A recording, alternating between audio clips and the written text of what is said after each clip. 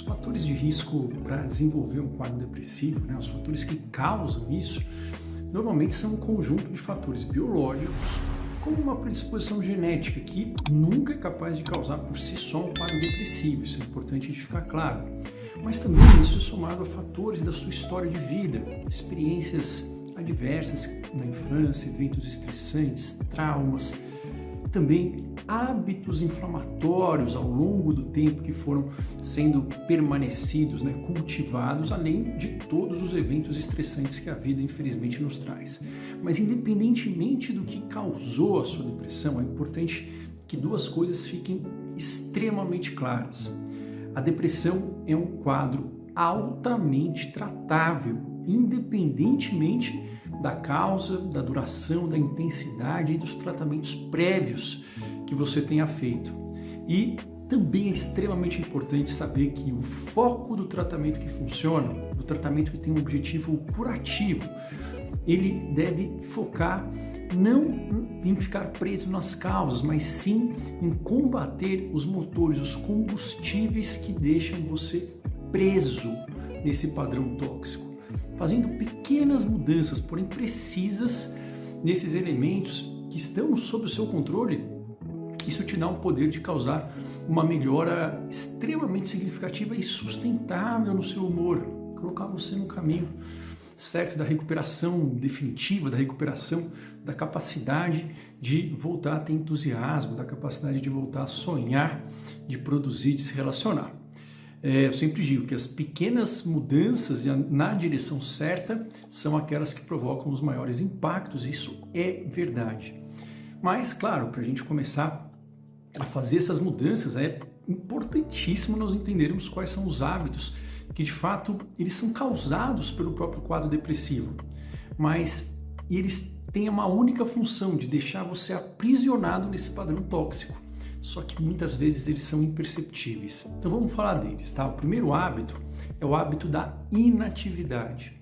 Uma das características centrais de um episódio depressivo é um período que dure mais do que 2 semanas de um humor depressivo ou da falta de prazer em quase todas as atividades. E quando nós temos falta de prazer e de interesse, a energia invariavelmente ela vai estar diminuída, assim como a motivação. Então, fica muito difícil fazer as atividades que nós fazíamos antes, em várias áreas da nossa vida. Pode dificultar as atividades matinais, pode fazer com que você fique, às vezes, na cama o dia inteiro. Pode ser que, de fato, fazer exercícios minimamente que exige um esforço seja muito difícil, o seu nível de atividade global vai diminuindo. O que acontece é que quando nós nos movimentamos de forma mais restrita, isso passa para o nosso cérebro uma ideia de que nós estamos de fato doentes ou que o ambiente é muito agressivo e ele vai cada vez mais fazendo com que a gente tenha menos energia, além do fato de que a gente tem menos oportunidade de ter experiências positivas. A ideia é que os pequenos movimentos, eles são muito mais importantes para quem tem depressão do que, por exemplo, fazer uma rotina de atividade física intensa. Então, eu recomendo que você comece com 5 minutos de qualquer atividade física, mas principalmente atividades de força muscular, como, por exemplo, um agachamento muito simples apoiado numa cadeira, levantar e sentar de uma cadeira 3 vezes. Começa com isso, 3 vezes por semana. Isso é muito melhor do que tentar começar com uma caminhada de meia hora ou uma corrida. E isso é extremamente comprovado. Exercícios curtos que, em geral, exijam força muscular, eles são extremamente mais eficazes no início para quem tem quadros depressivos, certo? Então, o primeiro elemento, o primeiro hábito ruim é a inatividade. O segundo hábito é o padrão de sono, e isso é um desafio, porque cerca de 70% das pessoas com depressão vão ter alguma alteração de sono, quer seja uma dificuldade para iniciar o sono, ou, no quadro mais clássico da depressão melancólica, seria uma dificuldade em voltar a dormir uma vez que você tenha acordado no meio da noite, uma insônia terminal. Ou em alguns quadros, né, que nós chamamos de depressão atípica, de que atípica não tem nada, né, ela é bastante comum, pode ocorrer o contrário, você está dormindo mais do que 9, 10 horas por dia. E isso é difícil de quebrar esse ciclo e, assim, talvez você não vai conseguir, num primeiro momento, melhorar o seu sono de forma incrível, mas uma coisa é importante que você coloque na sua rotina: ter um horário fixo para acordar. Horário fixo para acordar, de preferência antes ali das 9, 10 horas e com iluminação do sol incidindo sobre o seu olho, tá? Essa é uma mudança que faz muita diferença. Bom, qual que é o terceiro hábito? O terceiro hábito é basicamente você se afastar das pessoas, você diminuir as suas interações sociais. A depressão, ela causa um paradoxo, né? A pessoa com depressão, ela sente-se incrivelmente sozinha, uma solidão que dói na alma, e ao mesmo tempo ela recusa convites e ela quer cada vez mais ficar de fato sozinha, ela evita a companhia dos outros. Mas isso não é um paradoxo caso você entenda, né, como funciona a depressão. A depressão, ela diminui abruptamente a nossa capacidade de prestar atenção em qualquer tipo de tarefa que exija esforço por um tempo sustentado. Então, é muito comum a pessoa, no meio de uma conversa, ela sem que seja algo voluntário, ela basicamente se distanciar. E isso faz com que a pessoa tenha muita dificuldade em seguir o raciocínio, em sentir que ela está distante, e ela fica, claro, ficando envergonhada em não lembrar do que você falou. E muitas vezes isso é encarado como um comentário negativo mesmo. E isso faz com que as pessoas tenham essa dificuldade em interagir, elas se afastem porque elas não querem demonstrar esse tipo de fragilidade temporária, mas essa solidão, ela continua de uma forma avassaladora, tá? Então, esse hábito é um hábito ruim. Por quê? Porque a interação social, ela é um alimento para a nossa alma. Nós somos seres que fomos ali evolutivamente desenhados para ter um valor social, para dar um valor para conexões sociais muito importantes. Então é importante você ter alguém com quem você consiga conversar. Pode ser alguém que você nem fale, vamos dizer assim, de uma forma verbal, pode ser por mensagem, você pode ter um tempo para pensar sobre isso. É importante alguém que tente não te julgar e que seja uma pessoa que te ouça, mas que também seja uma pessoa que você sabe com quem você pode contar, ok? Bom, qual que é o outro hábito?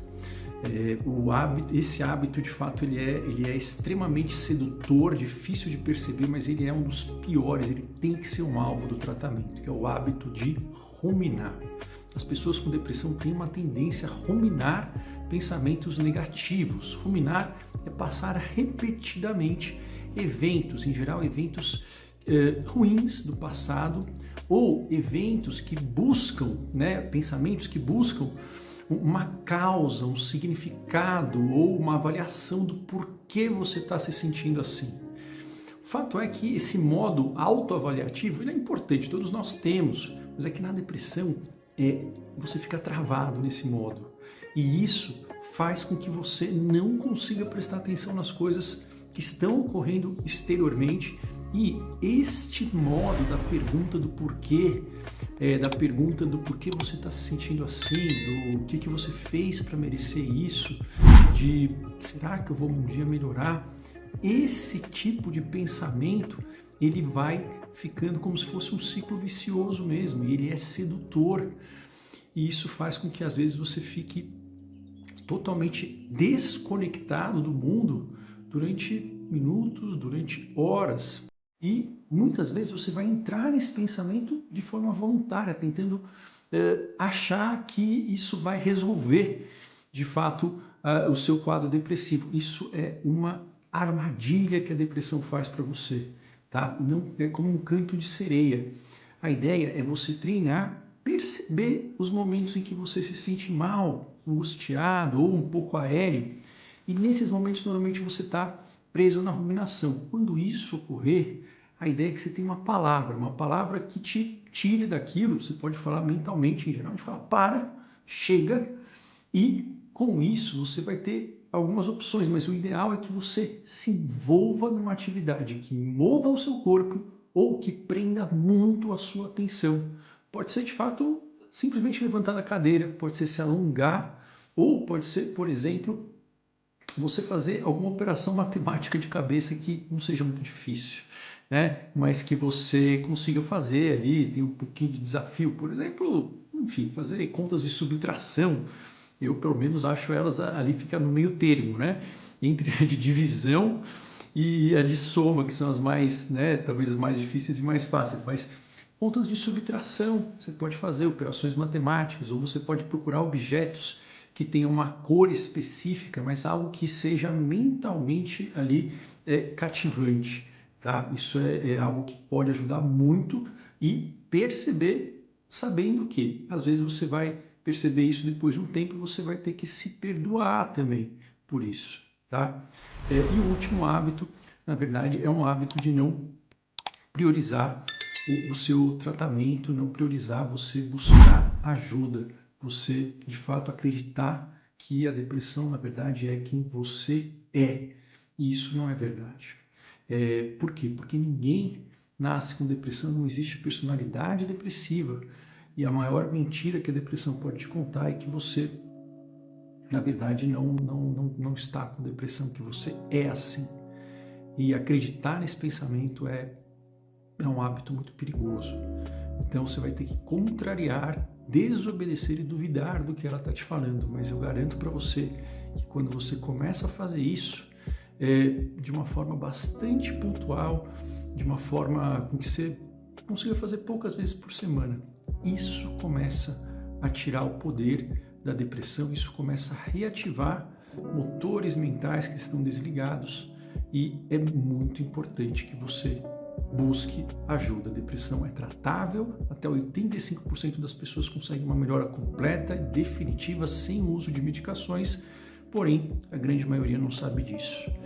Não perca a esperança e perceba esses hábitos e comece a tentar devagarinho desobedecê-los. Isso faz uma diferença brutal, dramática para a sua melhora, para você começar a trilhar esse caminho da recuperação.